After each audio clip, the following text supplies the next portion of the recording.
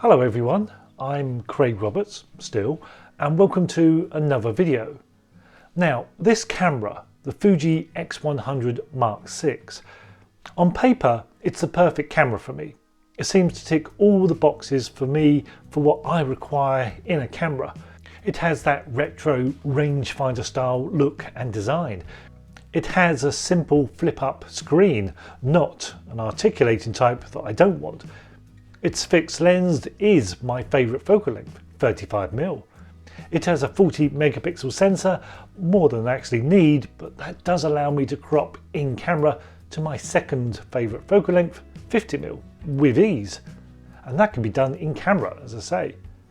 And despite being a APS-C sensor by default, and therefore 3x2 format, it offers 5x4 and 4x3 format in camera too. I love 4x3 format. Perfect then, what more could I want? So because I have never used one of these cameras before, I've not used any of the X100 line of cameras, I asked Fuji if they could loan me one to try out. And I celebrated the fact that they said yes by taking it to Sheffield.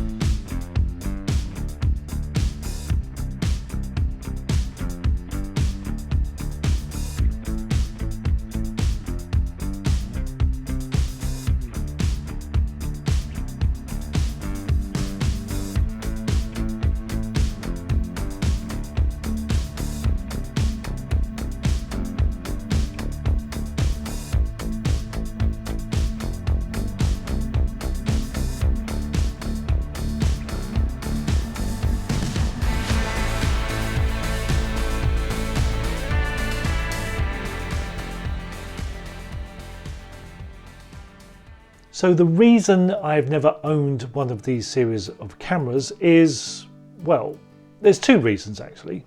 The first is because of the Pen F. This was my favourite Olympus camera when I was shooting Micro Four Thirds, and in many ways was their version of this camera. Not exactly the same of course, as it had interchangeable lenses, but its size and design was similar. So as I was shooting with this camera and loving that, there was no need to invest in an X100. I did always wish that the Pen F had a flip-up screen instead, but sadly this never got beyond its Mark I version to maybe get that. To complement that camera then, I opted for the Ricoh GR3 as my smaller, pocketable, everyday carry camera. A very love it or hate it camera, and one I think most photographers choose instead of the X100 series. If you don't mind not having a viewfinder and prefer the smaller size, you possibly go for the Ricoh. If you insist on a built-in viewfinder, it's the X100 for you. Some of you may of course have both. You have too many cameras then. So having tried the camera out now, what do I think about it? Well, it's not perfect. No camera is really, and it hasn't been designed solely for me. No, it seems others can enjoy this camera too. So there are a few minus points that I found. So the front and rear dials could do with a bit more friction, as they are a bit too easy to turn. And the exposure compensation dial is actually too stiff, as this isn't so easy to turn. Its focus is noisy. I suppose this is due to the lens. It's a bit whiny. The built-in teleconverter to change the focal length to 50mm or even 70mm is only on the focus ring. No use then in manual focus mode, where I use back button focus. And it won't let me map that feature to another button instead. Why do camera manufacturers give you options and then stop you and only let you do so much? Well, so you buy the next model, of course, I suppose.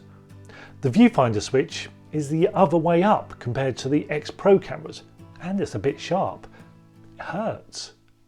The back button focus button could be a bit bigger and doesn't quite sit under my thumb by default. And also it's the same size and shape as the delete button next to it. Why not make it different, a different shape, so you could identify it by touch alone? I mean, what would you do if you were blind? Actually, the X Pro 2 has the same issue, so I put a bit of Velcro over the focus button to help identify it by touch alone. See Fuji? Make it furry instead. It's nice in the hand, but I think it needs a thumb grip, for me at least, to make it more secure. It does shoot video, which is useful for me to get B-roll, but only has one card slot. That's the only reason I would like two, to shoot video on one of them. I've never insisted on two otherwise. I've never lost images because of that.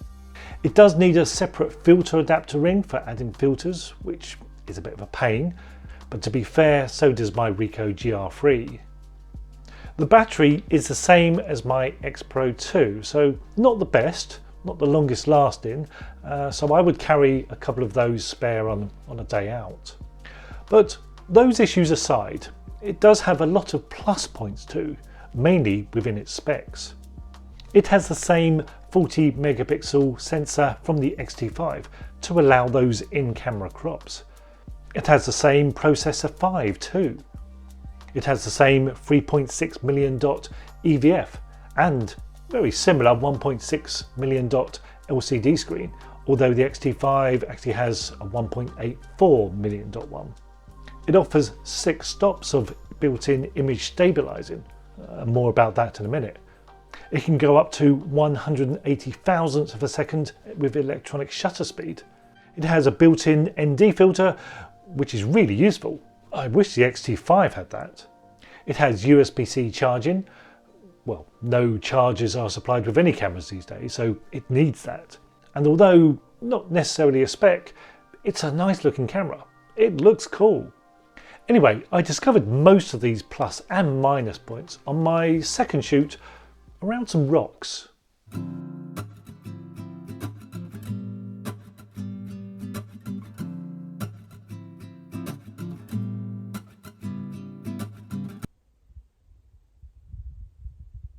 So quiet, so peaceful.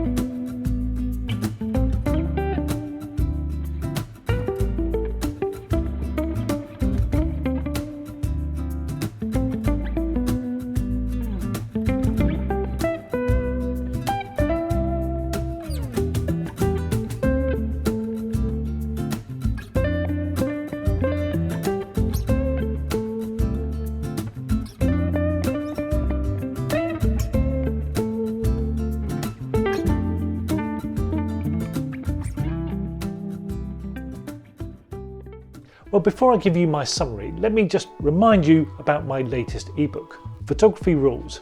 The rules in photography, the ones to adhere to and the ones to ignore. I've handpicked my 26 favourite and put them into this book. You can purchase it now or get it free as part of my E6 subscription. I don't care. Well, I do care about this book and I want to share it with you. So check out the book and my E6 subscription on my website. Not now, but straight after watching this video. So to own this camera, I would have to sell the GR3 as I wouldn't need both. But I don't think I want to do that. The camera is the best of the X-T5 in a more compact fixed lens body and of course looks great, which helps. It's a great looking camera. It was a pleasure to use as well. If a camera doesn't get in the way of me taking my pictures, then it's a good camera, and the X100 generally did that. So to me this is a stopgap camera, or maybe a tease, a preview of what hopefully the next X Pro 4 will be like. Take all this spec but put it in a slightly larger body with interchangeable lenses and call it the X Pro 4. That's what I would like. Oh, and while they're at it, I hope Fuji make a Mark II version of my favourite 23mm f2 lens. This lens can be a bit soft, especially wide open at close focusing, and I did actually find the fixed lens on the X100 had similar issues. Generally sharp, but not perfectly so. And the image stabilising is good down to my favourite 1/8 of a second shutter speed for shake-free images, though not every time. Some were a little soft, but I find that with every camera, even my Pen F. Works most of the time, but not every shot. So if you have been considering this camera, then go for it. It's no doubt the best version of the series so far, and it's officially Craig approved, if that means anything to you. So thank you to Fuji for loaning me this camera. Thank you for watching this video, and thank you for going off to buy my ebook. Nice one.